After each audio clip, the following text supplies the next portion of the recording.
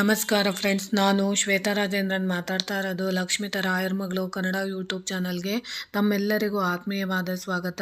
ಸ್ನೇಹಿತರೆ, ನಾನಿವತ್ತು ನಿಮಗೆ ಒಂದು ವಿಶೇಷವಾದ ಪುಟ್ಟ ತಂತ್ರನ ಹೇಳ್ಕೊಡ್ತಾ ಇದ್ದೀನಿ.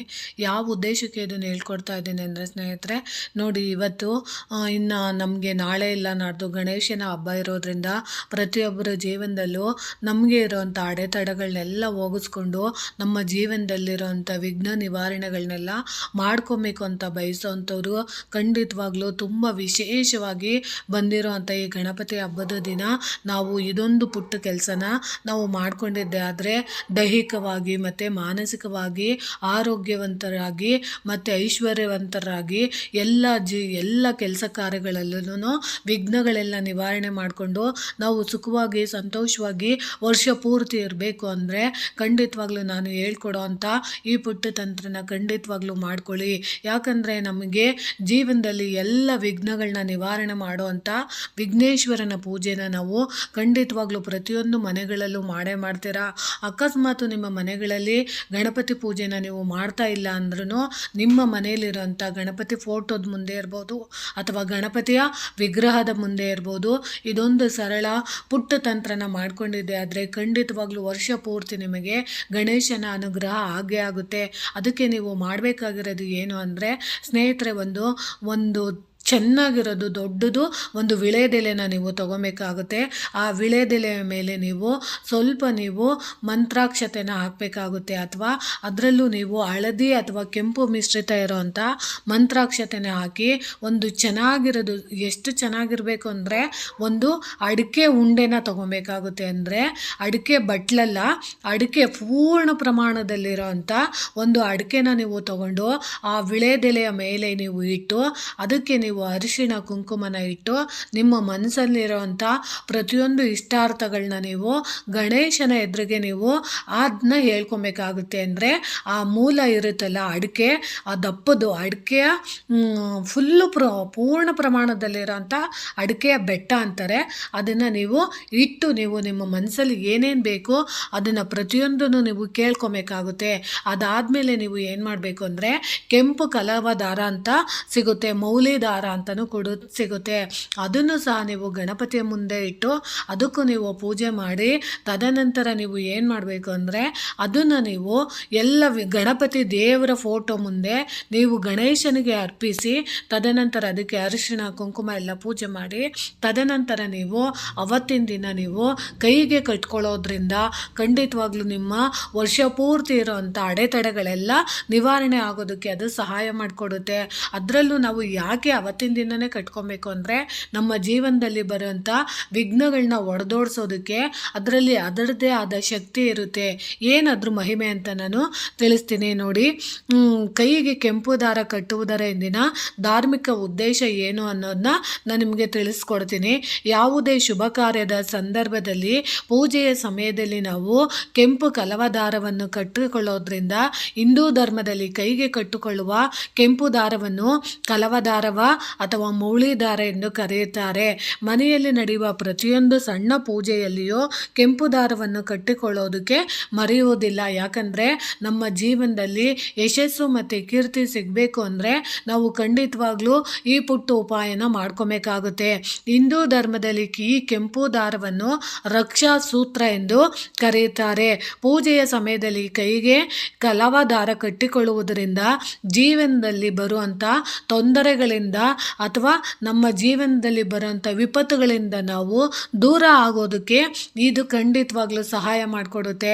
ಅದರಲ್ಲೂ ನೀವು ಗಣಪತಿ ದೇವರಿಗೆ ಅಡಿಕೆಯ ಮುಂದೆ ಇಟ್ಟು ಪೂಜೆ ಮಾಡಿ ತದನಂತರ ಮಂತ್ರಾಕ್ಷತೆಯನ್ನು ಅದ್ರ ಮೇಲೆ ಹಾಕಿ ತದನಂತರ ಒಂದು ನೈವೇದ್ಯನ ಗಣೇಶನಿಗೆ ಜೇನುತುಪ್ಪ ಇಲ್ಲ ಅಂದರೆ ಹಳದಿ ಬಣ್ಣದ ಲಾಡನ್ನ ನೀವು ಅದ್ರ ಮುಂದೆ ಇಟ್ಟು ತದನಂತರ ಅದನ್ನು ನೀವು ನಿಮ್ಮ ಕೈಗೆ ಧಾರಣೆ ಮಾಡೋದ್ರಿಂದ ಖಂಡಿತವಾಗ್ಲೂ ನಿಮ್ಮ ಇಷ್ಟಾರ್ಥ ಪದಾರ್ಥಗಳು ಅಥವಾ ನಿಮ್ಮ ಜೀವನದಲ್ಲಿ ನಿಂತೋಗಿರೋಂಥ ಕೆಲಸ ಕಾರ್ಯಗಳೆಲ್ಲ ಅಭಿವೃದ್ಧಿ ಆಗೋದಕ್ಕೆ ಇದು ಸಹಾಯ ಮಾಡುತ್ತೆ.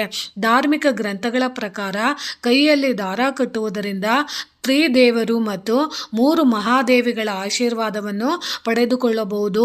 ಸಂಪತ್ತು, ಜ್ಞಾನ, ಬುದ್ಧಿವಂತಿಕೆ ಮತ್ತು ಶಕ್ತಿಯನ್ನು 3 ದೇವತೆಗಳಾದ ಲಕ್ಷ್ಮಿ, ಸರಸ್ವತಿ ಮತ್ತು ಮಹಾಕಾಳಿಯಿಂದ ಪಡೆಯಲಾಗುತ್ತದೆ.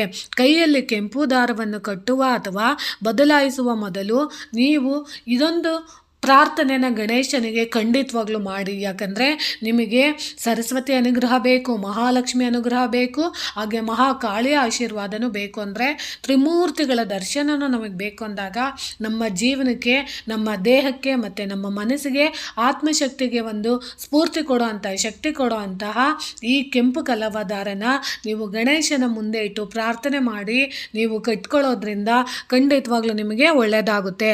ಅದರಲ್ಲೂ ನೀವು ಪೂಜೆಯ ಸಮಯದಲ್ಲಿ ಕಂಕಣವನ್ನು ಕಟ್ಟಬೇಕು. ಶುಭ ಕಾರ್ಯದ ಸಂದರ್ಭದಲ್ಲೂ ಕೈಗೆ ದಾರವನ್ನು ಕಟ್ಟಿಕೊಳ್ಳುತ್ತಾರೆ. ಇದರಿಂದ ತೊಂದರೆಗಳಿಂದ ದೇವರು ರಕ್ಷಿಸುತ್ತಾನೆ ಎಂದು ನಂಬಲಾಗಿದೆ. ನೀವಿವತ್ತು ಗಣೇಶನ ಮುಂದೆ ನೀವು ಆ ದಾರನ ಇಟ್ಟು ನೀವು ಪೂಜೆ ಮಾಡಿ ಪ್ರಾರ್ಥನೆ ಮಾಡಿ ಕಟ್ಕೊಂಡಿದ್ದೆ ಆದರೆ ನಿಮ್ಮ ಜೀವನದಲ್ಲಿ ಬರೋವಂಥ ಯಾವುದೇ ತೊಂದರೆಗಳಿರ್ಬೋದು, ಹಣಕಾಸಿನ ಸಮಸ್ಯೆ ಇರ್ಬೋದು, ಮಾನಸಿಕ ನೆಮ್ಮದಿ ಇರ್ಬೋದು,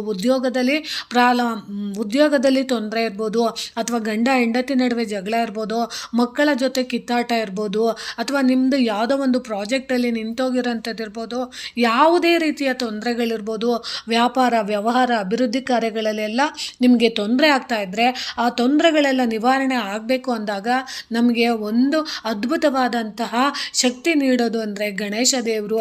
ಯಾಕಂದರೆ ಎಲ್ಲ ಮೊದಲ ಪೂಜಿತ ಗಣೇಶ ಅಂತ ನಾವು ಮೊದಲಾಗೆ ಹೇಳ್ತೀವಿ. ಎಲ್ಲ ವಿಘ್ನಗಳನ್ನ ನಿವಾರಣೆ ಮಾಡುವಂಥ ಗಣೇಶನ ನಾವು ಪ್ರಾರ್ಥನೆ ಮಾಡಿ ಗಣೇಶನ ಮುಂದೆ ನಾವು ಕಲವದಾರವನ್ನು ಇಟ್ಟು ನಾವು ಕಟ್ಕೊಳ್ಳೋದ್ರಿಂದ ಇಷ್ಟೆಲ್ಲ ಭಾಗ್ಯನ ನಾವು ಖಂಡಿತವಾಗ್ಲೂ ಪಡಿಬೋದು. ಅದರಲ್ಲೂ ನಾವು ಧಾರ್ಮಿಕ ನಂಬಿಕೆಗಳ ಪ್ರಕಾರ ಮಂಗಳವಾರ ಮತ್ತು ಶನಿವಾರದಂದು ಮಾತ್ರ ಕೈಯಲ್ಲಿ ಕಟ್ಟಿರುವ ಕಲವದಾರವನ್ನು ಬದಲಾಯಿಸಬೇಕು ಮತ್ತು ಇದನ್ನು ಕಟ್ಟಿಕೊಳ್ಳಬೇಕು. ಅದಕ್ಕೋಸ್ಕರನೇ ಇವತ್ತು ಶನಿವಾರ ಬಂದಿರೋದ್ರಿಂದ ಶನಿ ದೋಷಗಳೆಂಥದ್ದು ನಮ್ಮ ಜೀವನದಲ್ಲಿ ಗ್ರಹಬಾಧೆಗಳು ವರ್ಷ ಪೂರ್ತಿ ಜೀವನ ಪೂರ್ತಿ ಇದ್ದೇ ಇರುತ್ತೆ.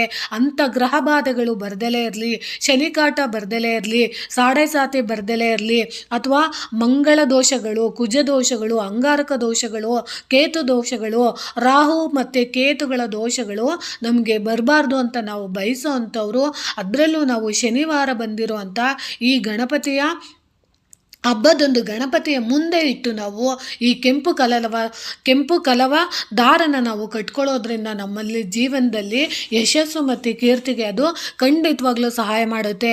ಸಾಧ್ಯವಾದರೆ ನೀವು ನಿಮ್ಮ ಮನೆ ಸುತ್ತಮುತ್ತ ಗಣಪತಿ ದೇವಸ್ಥಾನಗಳಲ್ಲಿ ಗಣಪತಿಗೆ ನಿಮ್ಮ ಕೈಯಾರೆ ನೀವು ಕಟ್ಟೋ ಅಂಥ ಯೋಗ ಇದ್ದರೆ, ಅಂದರೆ ಕೆಲವೊಂದು ದೇವಸ್ಥಾನಗಳಲ್ಲಿ ಕಟ್ಟೋದಕ್ಕೆ ಅವಕಾಶ ಇರುತ್ತೆ, ಕೆಲವೊಂದು ದೇವಸ್ಥಾನದಲ್ಲಿ ಕಟ್ಟೋದಕ್ಕೆ ಅವಕಾಶ ಇರಲ್ಲ. ನಿಮ್ಮ ಮನೆಯಲ್ಲಿರೋ ಅಂತಹ ಗಣೇಶ ಮೂರ್ತಿಗೆ ನೀವು ಕಲವದಾರನ ಕಟ್ಟೋ ಅಂಥ ಅಂದರೆ ಕಟ್ಟೋದಕ್ಕೆ ಅವಕಾಶ ಇದ್ದರೆ ಕೂಡ ಖಂಡಿತವಾಗ್ಲೂ ನೀವು ಗಣೇಶನ ಕೈಗೆ ಕಲವದಾರನ ಕಟ್ಬೋದು. ಅಕಸ್ಮಾತ್ ಕೆಲವೊಂದು ದೇವಸ್ಥಾನಗಳಲ್ಲಿ ಅಥವಾ ಕೆಲವೊಂದು ವಿಗ್ರಹಗಳ ಮುಂದೆ ಅಲೋ ಮಾಡೋದಿಲ್ಲ. ಅದಕ್ಕೋಸ್ಕರ ನೀವು ಬರೀ ಗಣಪತಿನ ಪ್ರಾರ್ಥನೆ ಮಾಡಿ ನಿಮ್ಮ ಕೈಗೆ ಕಟ್ಕೊಳ್ಳೋದ್ರಿಂದ ಖಂಡಿತವಾಗ್ಲೂ ನಿಮ್ಮಲ್ಲಿ ಯಾವುದೇ ರೀತಿ ನೆಗೆಟಿವಿಟಿ ಇರಲಿ, ನಕಾರಾತ್ಮಕ ದೋಷಗಳಿರಲಿ, ಅಥವಾ ನಿಮ್ಮ ಜೀವನದಲ್ಲಿ ಅಡೆತಡೆಗಳಿದ್ದರೆ ಅದೆಲ್ಲ ನಿವಾರಣೆ ಆಗೋದಕ್ಕೆ ಇದು ಖಂಡಿತವಾಗ್ಲೂ ಸಹಾಯ ಮಾಡುತ್ತೆ. ಯಾಕಂದರೆ ಕೆಲವೊಂದು ಶನಿ ದೋಷಗಳಿಂದ ತುಂಬಾ ಜೀವನದಲ್ಲಿ ಸಾಡೆ ಸಾತಿ ಕಾಟಗಳಿಂದ ತುಂಬ ನೋವನ್ನು ಅನುಭವಿಸ್ತಾ ಇರ್ತಾರೆ. ಅವರಿಗೆ ಎಲ್ಲದು ಏನು ಮಾಡಬೇಕು ಅಂತ ಗೊತ್ತಾಗ್ತಾ ಇರಲ್ಲ. ಅಂಥ ಟೈಮ್ಗಳಲ್ಲಿ ನಾವು ಗಣೇಶನ ನಾವು ಭದ್ರವಾಗಿ ಇಟ್ಕೊಂಡಾಗ, ಅಥವಾ ಗಣೇಶನ ನಾವು ಪ್ರಾರ್ಥನೆ ಮಾಡಿ ಗಣೇಶನಿಗೆ ನೈವೇದ್ಯವನ್ನಿಟ್ಟು ಗಣೇಶನಿಗೆ ಅದನ್ನು ಅರ್ಪಣೆ ಮಾಡಿ ತದನಂತರ ನಾವು ಅದನ್ನು ಧಾರಣೆ ಮಾಡೋದ್ರಿಂದ ಖಂಡಿತವಾಗ್ಲೂ ನಮ್ಮ ಜೀವನದಲ್ಲಿ ಎಲ್ಲ ವಿಘ್ನಗಳನ್ನು ನಿವಾರಣೆ ಮಾಡೋವಂಥ ಶಕ್ತಿ ನಮಗೆ ಖಂಡಿತವಾಗ್ಲೂ ಕಲವದಾರಲ್ಲಿದೆಯಾ. ಅಕಸ್ಮಾತ್ ನಿಮಗೆ ಗಣೇಶನ ಪೂಜೆ ನೀವು ಮಾಡೋಕ್ಕಾಗಲಿಲ್ಲ ಅನ್ನೋರು ನಿಮ್ಮ ಮನೆಯಲ್ಲಿರೋ ಅಂತಹ ಹಳದಿ ಅಂದರೆ ಅರಿಶಿಣದಿಂದ ತಯಾರಿಸಿದಂತಹ ಗಣೇಶನ ಮುಂದೆನಾದರೂ ನೀವು ಇಟ್ಟು ಅದನ್ನು ಪ್ರಾರ್ಥನೆ ಮಾಡಿ ಕಟ್ಕೊಬೋದು. ಅದು ನಿಮ್ಮ ಕೈಯಲ್ಲಿ ಆಗ್ತಾ ಇಲ್ಲ, ನಮ್ಮ ಮನೇಲಿ ಏನೂ ಪೂಜೆ ಮಾಡ್ತಾ ಇಲ್ಲ, ನಮ್ಮ ಕೈಯಲ್ಲಿ ಏನೂ ಮಾಡೋಕ್ಕಾಗ್ತಿಲ್ಲ ಅನ್ನೋರು ಅಟ್ಲೀಸ್ಟ್ ನೀವು ತುಳಸಿ ಗಿಡದ ಮುಂದೆ ನೀವು ತುಳಸಿ ಒಂದು ಎಲೆ ಮೇಲೆ ಒಂದು ಸ್ವಲ್ಪ ಮಂತ್ರಾಕ್ಷತೆ ಇಟ್ಟು ಒಂದು ಅಡಿಕೆಯ ಬೆಟ್ಟನ ನೀವು ಇಟ್ಟು ತದನಂತರ ಕಲವದಾರನ ನೀವು ಇಟ್ಟು ಅದನ್ನು ನೀವು ಕಟ್ಕೊಳ್ಳೋದ್ರಿಂದನೂ ಖಂಡಿತವಾಗ್ಲೂ ನಿಮಗೆ ತುಂಬಾ ಸಂತೋಷ ಮತ್ತು ಏಳಿಗೆ ಆಗುತ್ತೆ.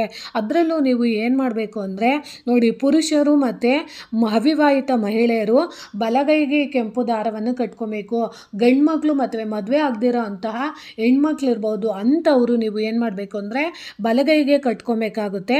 ಅಥವಾ ಮದುವೆ ಆಗಿರೋಂಥ ಹೆಣ್ಮಕ್ಳು ಬಂದು ಎಡಗೈಗೆ ದಾರನ ಕಟ್ಕೊಬೇಕಾಗುತ್ತೆ. ಈ ರೀತಿ ನೀವು ಶನಿವಾರದ ದಿನ ನೀವು ಕಲವದಾರನ ಕಟ್ಕೊಳ್ಳೋದ್ರಿಂದ ನಿಮ್ಮ ಜೀವನದಲ್ಲಿ ಇರೋಂಥ ಅಡೆತಡೆಗಳೆಲ್ಲ ನಿವಾರಣೆ ಆಗುತ್ತೆ. ಅದರಲ್ಲೂ ನಿಮಗೆ ಲಕ್ಷ್ಮೀ ದೇವಿಯ ಅನುಗ್ರಹ ಬೇಕು ಅಂದರೆ, ಲಕ್ಷ್ಮೀ ದೇವಿಯು ನಮಗೆ ಬಂದು ನಮ್ಮ ಜೀವನದಲ್ಲಿ ಎಲ್ಲ ರೀತಿಯ ಸುಖ ಸಂಪತ್ತುಗಳನ್ನ ಕೊಡಬೇಕು ಅಂದರೆ ನಾವು ಕೆಂಪು ಕಲವ ದಾರನ ಖಂಡಿತವಾಗ್ಲೂ ಧಾರಣೆ ಮಾಡಬೇಕಾಗುತ್ತೆ. ನೋಡಿ, ಈ ದೇವಿ ಲಕ್ಷ್ಮಿ ಸಹ ಇದನ್ನು ಬಲಿರಾಜನಿಗೆ ಕಟ್ಟುವ ಮೂಲಕ ಆರಂಭವಾಯಿತು. ಕೆಂಪು ದಾರ ಸರಳವಾದ ದಾರ, ಆದರೂ ಪ್ರಭುವಿನ ಆಶೀರ್ವಾದ ಪಡೆಯಲು ಅರ್ಹವಾಗಿದೆ. ಈ ದಾರವನ್ನು ಕಟ್ಟುವುದರಿಂದ ಪಡೆಯುವ ಲಾಭವನ್ನು ವಿಜ್ಞಾನವೂ ಸಹ ಒಪ್ಪಿಕೊಂಡಿದೆ. ಯಾಕಂದರೆ ಇದರಿಂದ ನಮಗೆ ಆತ್ಮಶಕ್ತಿ ಅನ್ನೋದು, ಮಾನಸಿಕ ಕಾಯಿಲೆಗಳಿದ್ದರೆ, ಒತ್ತಡ ಇದ್ದರೆ, BP ಇದ್ದರೆ, ಶುಗರ್ ಇದ್ದರೆ, ಅಥವಾ ಯಾವುದೋ ಒಂದು ರೀತಿಯಲ್ಲಿ ಜೀವನದ ಜಂಜಾಟದಲ್ಲಿ ನಾವು ಒದ್ದಾಡ್ತಾ ಇದ್ದರೆ ಅಂಥ ಒದ್ದಾಟನೆಲ್ಲ ತಡೆಯೋದಕ್ಕೆ ಶಕ್ತಿ ಆಗಿ ಯಾವುದೋ ಒಂದು ರೀತಿ ಒಂದು ಸಣ್ಣ ಇರುವೆಯಷ್ಟು ಸಹಾಯ ಮಾಡುವಂಥದ್ದನ್ನು ಖಂಡಿತವಾಗ್ಲೂ ಈ ಕೆಂಪು ದಾರ ನಮಗೆ ಖಂಡಿತವಾಗ್ಲೂ ನಮಗೆ ಸಹಾಯ ಮಾಡುತ್ತೆ. ಅದಕ್ಕೋಸ್ಕರ ನಾವು ಅದನ್ನು ಕಟ್ಕೊಬೇಕು. ಪುರಾತನ ಕಾಲದಿಂದಲೂ ಮಂಗಳಕರ ಎಂದು ಹೇಳಲಾಗಿದೆ. ಅದರ ಜೊತೆಗೆ ಕೆಂಪು ಮತ್ತು ಹಳದಿ ಮಿಶ್ರಿತ ದಾರವನ್ನು ಕಟ್ಟಿಕೊಳ್ಳುವುದು ಸಂಪ್ರದಾಯದಲ್ಲಿ ಅಸ್ತಿತ್ವದಲ್ಲಿದೆ ಎನ್ನಲಾಗುತ್ತದೆ. ಇದಲ್ಲದೆ ಕಿತ್ತಳೆ, ಹಳದಿ ಮತ್ತು ಕೆಂಪು ದಾರವನ್ನು ನಮ್ಮ ಹಿಂದೂ ಧರ್ಮದಲ್ಲಿ ಮಂಗಳಕರ ಎಂದು ಭಾವಿಸಲಾಗಿದೆ. ಅದಕ್ಕೋಸ್ಕರ ಸ್ನೇಹಿತರೆ, ನೀವು ಕೆಂಪು ಕಲವ ದಾರನ ಖಂಡಿತವಾಗ್ಲೂ ಗಣಪತಿ ಹಬ್ಬಕ್ಕೆ ನೀವು ಕಟ್ಕೊಳ್ಳಿ. ಅದರಲ್ಲೂ ನೀವು ಈ ಕೆಂಪು ದಾರ ಕಟ್ಟುವುದು ನೂರಾರು ವರ್ಷಗಳಿಂದ ನಡೆದು ಬಂದ ಸಂಪ್ರದಾಯ ಆಗಿದೆ. ಇದರ ಹಿಂದೆ ಕೆಲವು ಪ್ರಯೋಜನಗಳು ಇವೆ. ಧಾರ್ಮಿಕ ಕಾರಣಗಳ ಜೊತೆ ವೈಜ್ಞಾನಿಕ ಕಾರಣಗಳ ಅಂಶವೂ ಕೂಡ ಇದರಲ್ಲಿ ಒಳಗೊಂಡಿದೆ ಅಂತ ಹೇಳ್ಬೋದು. ನೋಡಿ, ಈ ಕೆಂಪು ದಾರನ ನಾವು ಕಟ್ಕೊಳ್ಳೋದ್ರಿಂದ ಕೈಯಲ್ಲಿರುವಂಥ ಮಣಿಕಟ್ಟಿನಲ್ಲಿರುವಂತಹ ಸೂಕ್ಷ್ಮ ನರಗಳ ಜಾಲವೇ ಅಡಗಿದೆ. ದೇಹದ ಎಲ್ಲ ಪ್ರಮುಖ ರಕ್ತ ನರಗಳ ನೋಡಿ, ದೇಹದಲ್ಲಿರೋಂಥ ಪ್ರಮುಖ ನರಗಳು, ಎಲ್ಲ ಥರದ ರಕ್ತನಾಳಗಳು ಈ ಭಾಗದ ಮೂಲಕ ಹಾದು ಹೋಗುತ್ತವೆ. ಮಣಿಕಟ್ಟಿಗೆ ದಾರ ಕಟ್ಟಿಕೊಳ್ಳುವುದರಿಂದ ರಕ್ತ ಸಂಚಾರ ಸರಿಯಾಗಿ ಆಗುತ್ತದೆ. ಈ ಮೂಲಕ ತ್ರಿದೋಷಗಳಾದ ವಾತ ಇರ್ಬೋದು, ಪಿತ್ತ ಇರ್ಬೋದು, ಕಫ ಇರ್ಬೋದು, ಇವು ಸಮತೋಲನದ ಸ್ಥಿತಿಯಲ್ಲಿ ಇರುವಂತೆ ಇದು ಖಂಡಿತವಾಗ್ಲೂ ನಮಗೆ ವೈಜ್ಞಾನಿಕವಾಗಿಯೂ ಸಹ ನಮಗೆ ಸಹಾಯ ಮಾಡುತ್ತೆ. ಇಂಥ ಕೆಂಪು ಕಲವದಾರನ್ನು ನೀವು ಖಂಡಿತವಾಗ್ಲೂ ಅವತ್ತಿನ ದಿನ ಕಟ್ಕೊಳ್ಳಿ ಅಂತ ತಿಳಿಸ್ತಾ ಇದ್ದೀನಿ. ಸ್ನೇಹಿತರೆ, ಯಾವುದೇ ಒಂದನ್ನು ನಮ್ಮ ಸಂಪ್ರದಾಯದಲ್ಲಿ ಯಾವುದೋ ಒಂದನ್ನು ಮಾಡಿದ್ದಾರೆ ಅಂದರೆ, ದೊಡ್ಡವರು ಅಥವಾ ಪುರಾತನ ಕಾಲದಿಂದ ಅದನ್ನು ನಡ್ಸ್ಕೊಂಡು ಬಂದಿದ್ದಾರೆ ಅಂದರೆ ಅದಕ್ಕೆ ಅದರದೇ ಆದ ಮಹತ್ವ ಇರುತ್ತೆ. ನಿಮಗೆ ಖಂಡಿತವಾಗ್ಲೂ ಎಲ್ಲ ವಿಘ್ನಗಳೆಲ್ಲ ನಿವಾರಣೆಯಾಗಿ ನಮ್ಮ ಜೀವನದಲ್ಲಿ ನಾವು ಎಲ್ಲರಂಗೆ ಸಂತೋಷವಾಗಿ ಬಾಳಬೇಕು, ಆರೋಗ್ಯದಿಂದ ಸಮೃದ್ಧಿಯಿಂದ ಬಾಳಬೇಕು ಅಂದರೆ ನೀವು ಖಂಡಿತವಾಗ್ಲೂ ನಾನು ಹೇಳ್ಕೊಟ್ಟಂಥ ರೀತಿಲಿ ಒಂದು ವಿಳೆದೆಲೆ ಮೇಲೆ ನೀವು ಬಟ್ಟಲು ಅಡಿಕೆನ ಇಟ್ಟು ಅದ್ರ ಮುಂದೆ ನೀವು ಗಣೇಶನಿಗೆ ಇಷ್ಟ ಆಗುವಂಥದ್ದು ಯಾವುದಾದ್ರೂ ಒಂದು ಸಿಹಿಯ ನೈವೇದ್ಯನ ನೀವು ಇಡ್ಬೋದು. ಅಥವಾ ಅದ್ರ ಜೊತೆಗೆ ಜೇನುತುಪ್ಪ ಇಡ್ಬೋದು, ಲಾಡು ಇಡ್ಬೋದು, ಅಥವಾ ಜಾಪತ್ರೆನ ನೀವು ಇಟ್ಟು ಅದಕ್ಕೆ ನೀವು ಮಂತ್ರಾಕ್ಷತೆ, ಹೂವು ಎಲ್ಲ ಇಟ್ಟು ನೀವು ತದನಂತರ ಒಂದು ಕಲವ ದಾರನ ಇಟ್ಟು ಅದನ್ನು ನೀವು ಕೈಗೆ ಕಟ್ಕೊಳ್ಳೋದ್ರಿಂದ, ಅಥವಾ ನೀವು ಗಣಪತಿ ದೇವಸ್ಥಾನಕ್ಕೆ ಒಂದು ಕಲವ ದಾರನ ನೀವು ದಾನವಾಗಿ ಕೊಟ್ಟು ಅಂದರೆ ಗಣೇಶನಿಗೆ ನೀವು ಕೊಟ್ಟು ತದನಂತರ ನೀವು ನಿಮ್ಮ ಕೈಗೆ ಕಟ್ಕೊಳ್ಳೋದ್ರಿಂದ ಇಷ್ಟೆಲ್ಲ ಉಪಯೋಗನ ನೀವು ಪಡ್ಕೊಬೋದು ಅಂತ ತಿಳಿಸ್ತಾ ಇದ್ದೀನಿ. ಈ ಮಾಹಿತಿ ನಿಮಗೆ ಇಷ್ಟ ಆಗಿದೆ ಅಂತ ಅನ್ಕೊತೀನಿ. ಖಂಡಿತವಾಗ್ಲೂ ಇದ್ರ ಉಪಯೋಗನ ಮಾಡ್ಕೊಳ್ಳಿ ಅಂತ ತಿಳಿಸ್ತಾ ಇದ್ದೀನಿ. ಪ್ರೀತಿಯ ಧನ್ಯವಾದಗಳು ಸ್ನೇಹಿತರೆ.